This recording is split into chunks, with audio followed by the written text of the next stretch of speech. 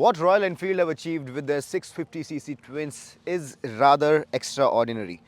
Over the past few years, the Interceptor 650 and the Continental GT have established themselves as the most value for money machines of their kind across the world.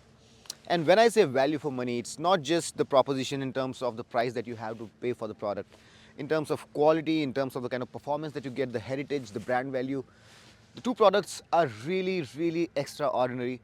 And there was a time not too far back when I did not recommend RE motorcycles to my friends who wanted reliability. But ever since I rode the twins, I have been recommending them left, right, center. However, for me personally, there was a bit of a void.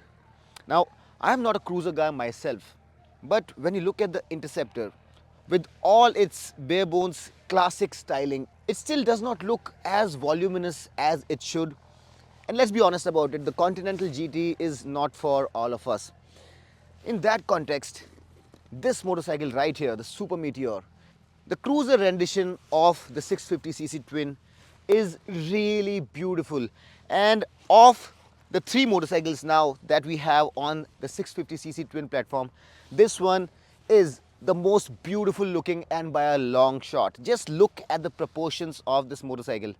It's a cruiser incarnated, and there is hardly anything that this does wrong. It's really a beautiful machine, and if you really like a classic looking beautiful Royal Enfield in your garage, I cannot recommend any other motorcycle more than this pretty machine that you see here. But in the case of this motorcycle, the beauty isn't just skin deep. A lot has gone into making this motorcycle, and today in this review I'll tell you everything that is there to be known about this pretty machine that I have fallen in love with. So without wasting any more time, let's get started. Now, the first thing that you need to know is that this motorcycle does not sit on the same frame as the other two motorcycles. This frame here has been completely overhauled, and it's made of higher quality materials. It now employs advanced manufacturing processes, has investment casting, forgings, extrusions and pressings to make it a lot more rigid and a lot better than the frame that you have on the other two motorcycles. And the engine also has been given its bit of tune up. So the covers that you have here are different, they are finished differently, and the engine head is also different. The way it's mounted to the chassis is also different, and the engine also has been mapped a little bit differently. It's tuned a little bit differently. So the beauty, as I mentioned, is not just skin deep. If you compare it with the Interceptor, which is slightly more relatable to this motorcycle as compared to the Continental GT, the wheelbase here is also 100 mm longer at 1500 mm as opposed to 1400 mm. And as you can see, the wheels here are disproportionate, so you have a 19-incher up front, and at the rear you have a 16-inch. So when you look at this motorcycle in profile, the two standout elements are this motorcycle has this incline which moves from the rear towards the front and towards the sky in a classic copybook cruiser style. And the other thing that you need to know is that when the rider is sitting here, he would be slightly reclined in a classic cruiser style. So these are the two defining elements for the rider triangle and the form of this motorcycle. And boy, have Royal Enfield done a fantastic job of it. I can stare at this motorcycle all day long. Now, when we talk about quality and the changes that have been made to this motorcycle, there are a lot of quality improvements that have been made to this machine as well, and quite a few of them are very significant. For example, these aluminum levers are more premium and they're all new. They are adjustable through these little knobs on both the ends. These switchgear cubes are made of aluminum. They're all new and they are of a better quality. Heck, even when you look at the Royal Enfield emblem, the way this part has been tinted in two different colors looks really premium. So attention to detail has been paid everywhere, and it really looks like a very nice, very premium, high quality product. And me being an Indian, I am really proud of what I see, and from this point onwards, Royal Enfield can go only up and up. They really have done a fantastic job.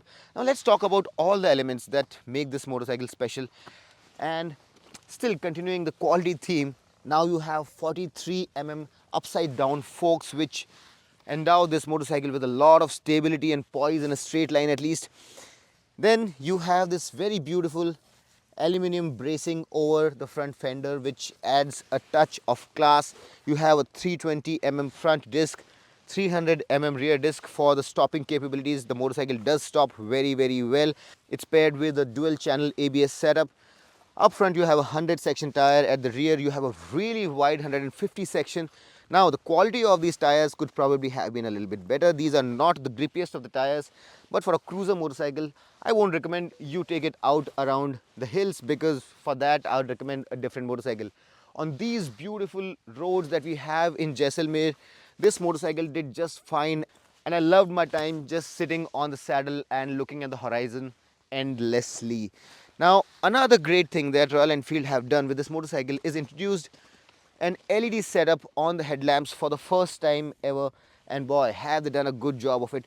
They have done a really good job fusing modern tech with retro element. You have the Royal Enfield emblem sitting right here, and it does look really nice. Although the blinkers here are still bulbs, there's a ton of accessories, and if you find anything missing here, chances are that you'll find one of those parts in the Royal Enfield accessories list. I'll come to that, cover that briefly, but let's talk about what has changed here. Now the travel of the front suspension is 120 and at the rear it's 101 This is a cruiser, so they did not want to have too much give, and in that sense the suspension is a little bit on the firmer side. We'll talk about the performance in a little bit, and let's move slightly towards the rear. As you can see here, the headlamp is done in silver and black, and the housings for the instrument console and the tripper are now done in piano black, and they do look really classy. Now the yokes of this motorcycle are also new and are done in aluminum, so that again is a quality improvement. And up top and at the rear, aluminum has been introduced, which really says a lot about how Royal Enfield is improving their quality bit by bit and making their products truly world class. Now the suspension is not just USD, it's also very high quality. It's from Showa, so you really can rely on it, and the motorcycle has been tested for reliability through water wading and whatnot. There was a detailed presentation about what all this motorcycle has gone through, and it was really impressive, I can tell you that. An important aspect about a motorcycle when you're riding it in India is its ground clearance, and this one has 135 of ground clearance as opposed to about 175 that you have on the Interceptor. So in that sense, the off-roading capability of this motorcycle, obviously it being a cruiser, is not all that great, but you really can see where I managed to get this motorcycle to get you a good shot. And you can take it over bad bumps and off the road, but you cannot off-road on this motorcycle. You have to be careful. Another great thing on this motorcycle is how Royal Enfield have changed the design of the exhaust.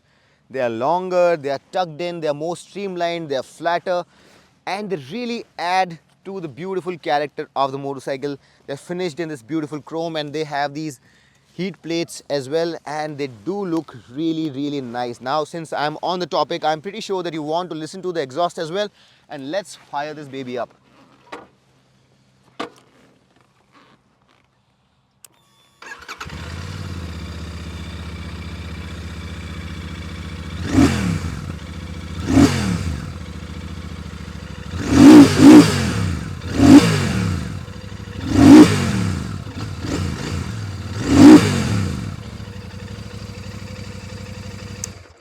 Now as I'm sitting on the motorcycle, as you can see, me being 5 feet 10 inches, it's extremely comfortable, very accessible, and the seat has been especially designed to have a very wide support for your bum, but it tapers towards the front so that when you want to stand, it narrows, and it makes life really easy for the shorter ones amongst you. This has to be one of the most accessible motorcycles anywhere. As for the pillion seat, this is the standard seat that you have here. A pillion can sit here. There is not enough space. You'll really have to hold on to the rider. But if you want, you have another version of this motorcycle. So this one is the Solo Tourer, and there is a Grand Tourer. And on the Grand Tourer, you have a properly wind tunnel tested windscreen, with a little slit that will stop wind buffeting, and it's been done really beautifully. So you can go with that version. Apart from that, you also get a longer seat for two riders and a backrest as well. So if you don't want a solo seat, you can go with the Grand Tourer as well. So that has been taken care of. Now, an important thing to note here is that the seat is not meant for even medium journeys, and if you'll be having someone sitting as a pillion rider, it has to be immediately replaced with the touring seat that's available as an accessory.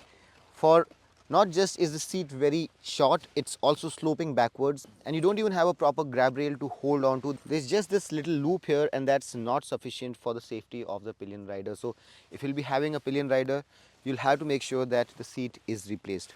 Now, as you can see, the handlebar is slightly pulled backwards and it's a little curled, and as I mentioned before, the rider, while being on a highway, will be inclined a little bit. So that's not the kind of riding style that I like personally, but if you are into that kind of thing, it is that classical cruiser riding stance that you will get. This beautiful teardrop shaped tank is pretty wide, gives you a feeling that you're riding a big bad motorcycle, and is 15.7 liters.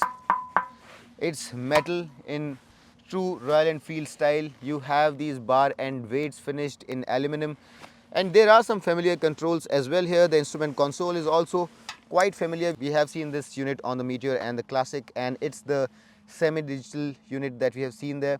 You have the speedo here and quite a lot of information, including the fuel gauge, time, gear, two trips and an odo sitting right here. The tripper here comes as standard and you don't have to pay for it as an additional option. Here is the key. It's a wave bite key, and again, it's a modern unit.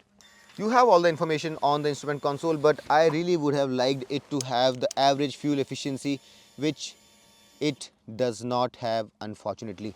The button here can be used to toggle through all the information in the instrument console.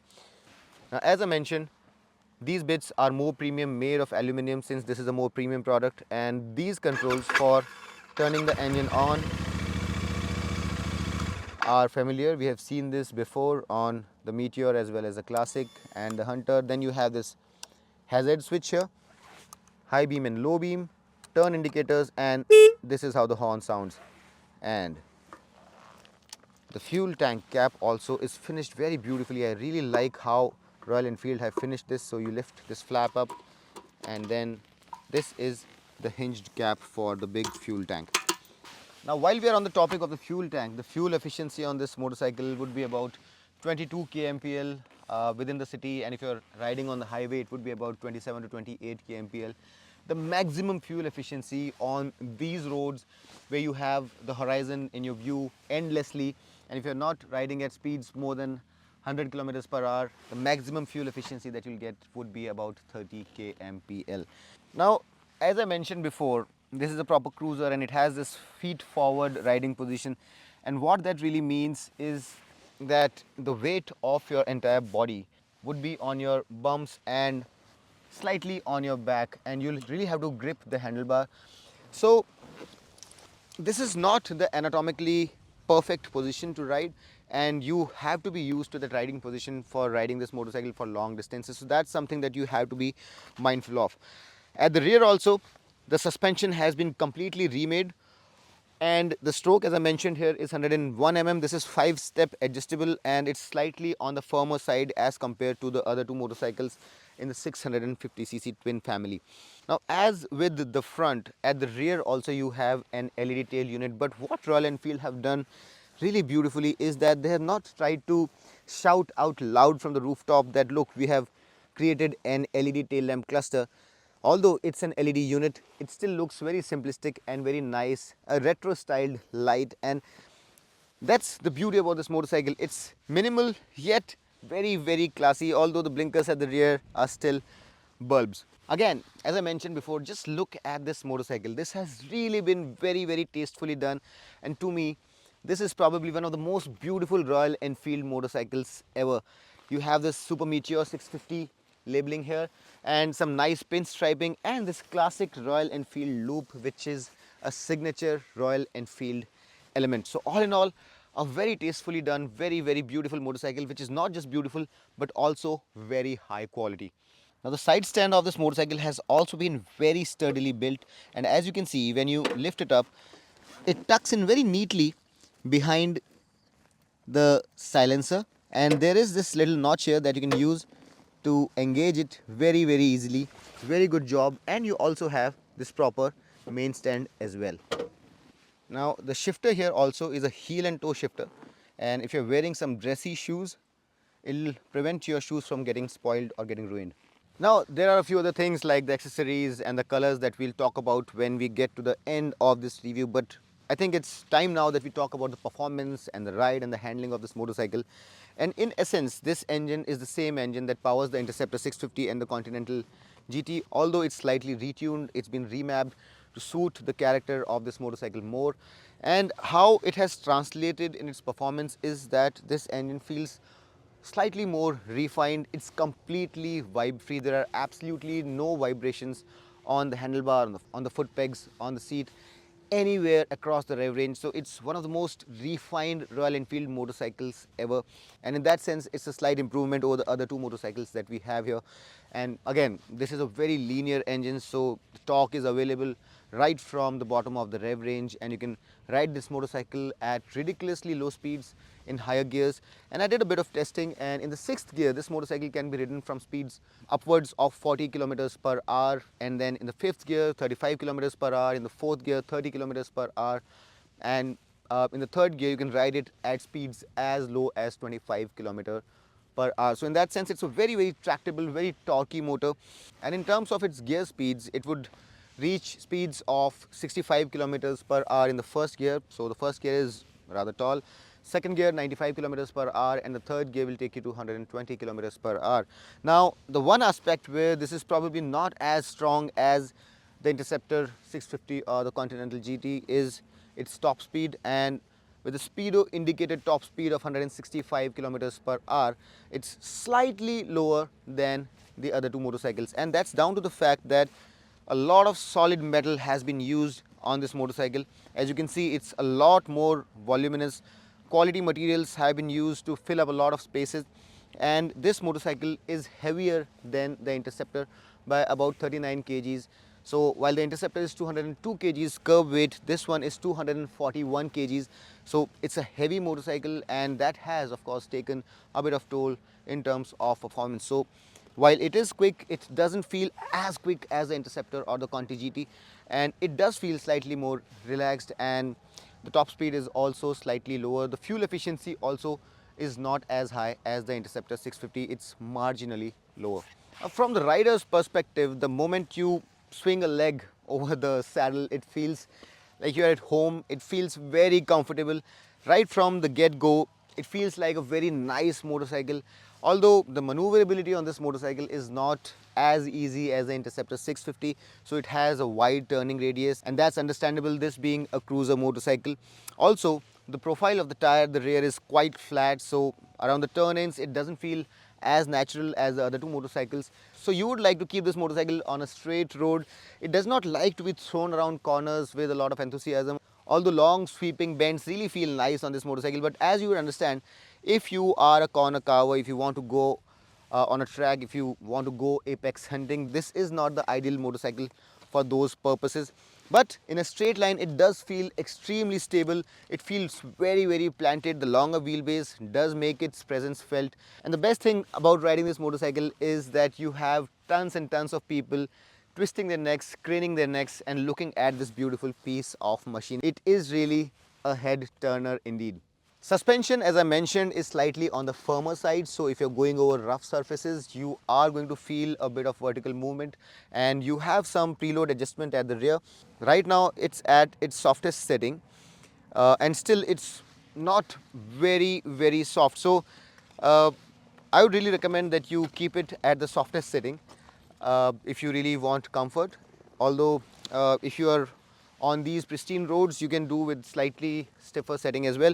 But generally speaking, the suspension on this motorcycle has a shorter travel, and it does feel slightly firm.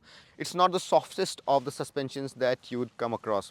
But apart from that, absolutely vibe free experience. This motorcycle does feel buttery smooth, and while riding it on straight highways, it does really make you feel like you're riding something really, really special. Now, as I mentioned before, there are a ton of accessories also which are available with this motorcycle, and there are a lot of them. I'll do a separate video on those, but just to mention a few, there are a lot of things that you can buy, and those include a windscreen.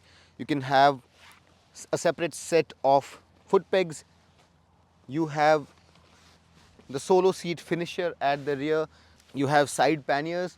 There is a top unit also, but that's still under development. It's not developed yet, but a top unit would also be available.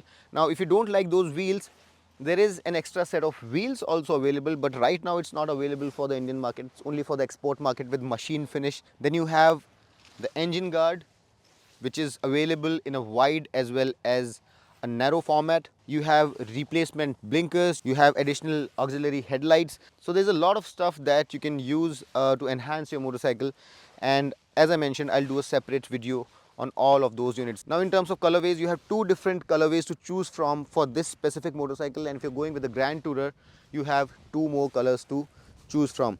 Now, in terms of colorways, for the Super Meteor 650, that's this motorcycle, you have 5 colors in all, and for the Super Meteor 650 Tourer you have 2 colors. Now, for the Super Meteor 650, you have 2 variants, Interstellar and Astral, and for the Interstellar you have the grey and the green colors, and for the Astral you have green, blue and black colors. For the Super Meteor 650 Tourer you have red and blue colors. And that should bring us to the all important aspect of any motorcycle or any product, and that's the price. So while the price has not been announced yet, if you look at the price of the Interceptor, it's 2.9 lakh rupees to 3.15 lakh rupees, and this motorcycle definitely is going to cost reasonably more because a lot of metal has been used here, and it does also look better, it's heavier, and the quality of some materials here has also gone up. The prices of the motorcycles can be seen on the screen. They start from 3,48,900 and go all the way to 3,78,900, and in my opinion these prices are justified because these motorcycles are bigger and are better in terms of quality and materials also. Honestly speaking, it definitely is a step up from the Interceptor 650, and it does feel more premium, heavier and a better built motorcycle. I really hope that with this video I was able to answer all the questions that you had about this amazing new motorcycle. Still, if you have any questions, put them down in the comment section and I'll be very happy to answer them personally. And if you like quality content, if you like in-depth reviews, and if you are one of the people who don't like the nonsense that's happening on social media right now, if you like informative content, you can promote good content by liking content like this, by subscribing to our channel and by putting Motoroids in your searches. Until next time then, this is your friend Amit Changani signing off. Rev hard, rev free and ride safe.